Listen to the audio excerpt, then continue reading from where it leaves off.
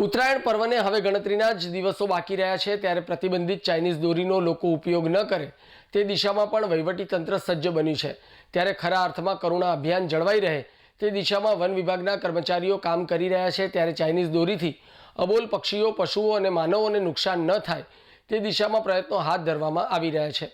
ત્યારે વન વિભાગ પાટણ રેન્જ દ્વારા પાટણ શહેરની તમામ પતંગ દોરીની દુકાને પ્રતિબંધિત ચાઇનીઝ દોરીની સાથે સાથે તુક્કલોનું વેચાણ ન થાય અને લોકો તેને ન ખરીદે તે માટે પાટણ વન વિભાગ રેન્જના કર્મચારીઓએ દરેક પતંગ દોરીની હાટડીઓ અને દુકાનોએ ચાઇનીઝ દોરીની તપાસ હાથ ધરી હતી અને પાટણ રેન્જના વન વિભાગ દ્વારા દરેક દુકાને અને પતંગ દોરીની હાટડીએ તપાસ હાથ ધરતા ચાઇનીઝ દોરી વેચતા વેપારીઓમાં ફફડાટ વ્યાપી જવા પામ્યો હતો।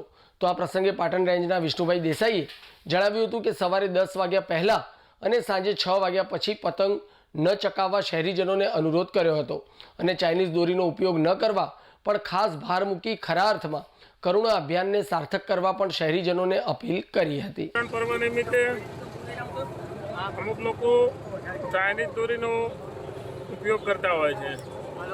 વેપારીઓ અને ગ્રાહક મિત્રો ચાઇનીઝ દોરીનો ઉપયોગ ન કરે અને જે પણ ચાઇનીઝ દોરીનો ઉપયોગ કરતા હોય તેની તપાસમાં પાટણ વન વિભાગ દ્વારા પાટણ રેન્જ વતી સ્ટાફ આજે દુકાને ગોડાઉનની તપાસમાં છીએ।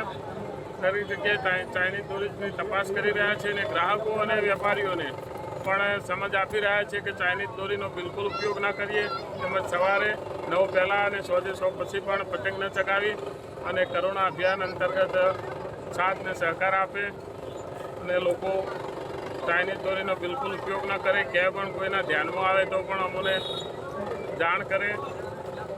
એ જ અંતર્ગત અમે હાલ તપાસ કરી રહ્યા છીએ।